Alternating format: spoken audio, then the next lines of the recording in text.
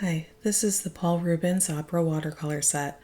There are 14 small 5 ml tubes which have simple names like Opera Pink, Opera Red, Green, Orange, etc.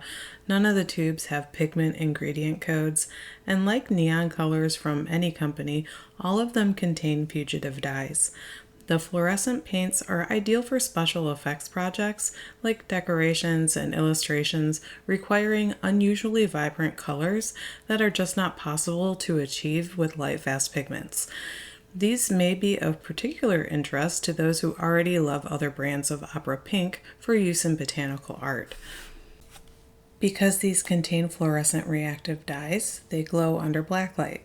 The bright reflection of UV makes them very unique for in-person events like party signs, Halloween, Day of the Dead decorations, or kids' rooms with phosphorescent or bioluminescent sea life, plants, animals, or cartoon wall art. I could see these colors being useful for calligraphy, tropical fish, birds, florals, and anywhere you just really want a splash of in-your-face bright color. I let these paints dry in my little travel palettes, and they re-wet very easily with a damp brush later on. Out of curiosity, I wish they were labeled with the base pigment code along with a note about the dye used, though dyes in general don't always have a common code number, as many dyes are modern and often not documented as well as pigments are. Most professional paint companies offer Opera Pink, which is usually made of a magenta pigment called PR122 with a small amount of fluorescent dye added to the mixture. That dye is usually one of the most common pink or violet dyes called BR1, BV10, 11, or 12, but that is rarely labeled.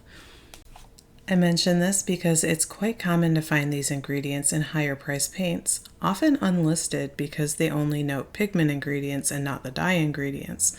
This happens a lot in designer gouache and any watercolor named opera, neon, brilliant, or fluorescent.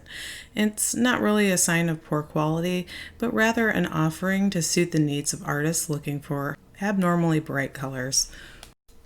I cannot stress enough that these are much more vibrant in person than you will see in my video or in most photographs online. The problem with fluorescent colors is that cameras are not capable of seeing the colors in the same way a human eye can. This can be problematic for print reproduction because flatbed scanners will save the art file with inaccurate color representations. The vibrancy can be tediously edited in a program like Photoshop, but overall I feel like these paints are made to be appreciated in person, even if it's just in your sketchbook. I'll show the various ways my cameras captured my artwork at the end of the video. If you've ever had one of those bright highlighter markers to add a vivid stripe of yellow to a textbook, these colors are just as vibrant and transparent. I did notice that the blue colors do not actually seem to be very bright or UV reactive at all, which initially disappointed me until I started playing with the mixtures. It does seem like the Opera Ultramarine and Blue are just standard PB29 and maybe a Phthalo PB15. I assume that it's just not easy to make these darker colors glow because if there's any dye in them, I certainly can't see it. That being said, the ultramarine and orange ended up making such awesome mixtures that because of the granulation in ultramarine, does crazy color separating and blacklight effects when combined in wet washes. The green ended up having some interesting granulation texture as well. I realize that these are very unusual specialty paints, so I'd be curious to hear if this is something you'd ever consider using and what type of project would you make. Hopefully, if neon-looking colors are not your thing, this was at the very least entertaining or informative. Let me know your thoughts in the comments below.